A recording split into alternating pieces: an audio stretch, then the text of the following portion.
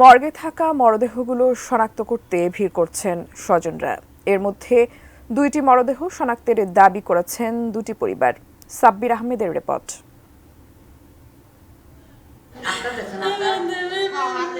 পরিবারের হাল ধরতে ঢাকায় আত্মীয়ের ইলেকট্রনিক্স দোকানে চাকরি করতেন হাসান। 5 আগস্টের পর থেকে হাসান নিখোঁজ। অনেক জায়গায় হাসানকে খুঁজেও আর পায়নি তার পরিবার। জুলাই আন্দোলনে নিহতদের মরদেহ ঢাকা মেডিকেল কলেজের মর্গে আছে।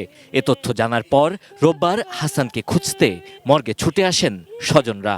এর মধ্যে যাত্রাবাড়ি থেকে আনা একটি মরদেহকে হাসান হিসেবে দাবি করছে পরিবারটি। সাদা পায়জামা পাঞ্জাবি পরা ছিল, ওইটা আছে। থুতনিতে হালকা দাঁড়িয়ে ছিল, ওইটাও আছে।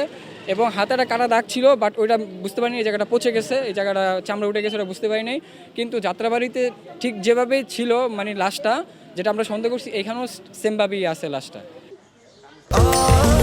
স্বাস্থ্যকর অল টাইম ফ্যামিলি কেক, সব সময় অল টাইম হেলদি লাইফ। আরেকটি পরিবার দাবি করছে মরদেহের মধ্যে একজন মাছ ব্যবসায়ী কাবিল। বাবাকে হারিয়ে ছেলে সাগরের আক্ষেপের শেষ নেই। আমি তার চেহারা এটা দেখে আমি ভাবছি এটাই আমার স্বামী। এখন দেখলাম তার দাড়ির সাথে মিলতেছে না। তো এখন মনে হইতেছে আন্দোলনটা করাটা ভুল আমার হিসাবে। কেন আন্দোলন করে কে কি পাইছে, কে হারাইছে, কি আর কে পাইছে কি জানি না, বাট লাস্টে আমি আমার বাবাকে হারাইলাম। এগুলো হাসান ও কালিমের মরদেহ কিনা তা নিশ্চিত হতে পরিবারের সদস্যদের ডিএনএ সংগ্রহ করা হবে।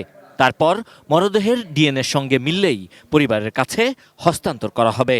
বাংলাদেশের অন্যান্য যে হসপিটালগুলোতে মর্গ আছে এবং যেখানে হচ্ছে জুলাই গণঅভ্যুত্থানের আমাদের শহীদ ভাইদেরকে নেওয়া হয়েছিল, সেখানে আমরা যোগাযোগ করছি এবং সেখানে কোনো লাশ এখনো আছে কিনা সেই ব্যাপারে খোঁজখবর নিয়ে আজকে সরেজমিনে গিয়ে আমরা সেটা দেখব। ডিএনএ পরীক্ষার ফল না আসা পর্যন্ত 7টি মরদেহই মর্গে থাকবে। Sabbir Ahmed, ATN news, Dhaka.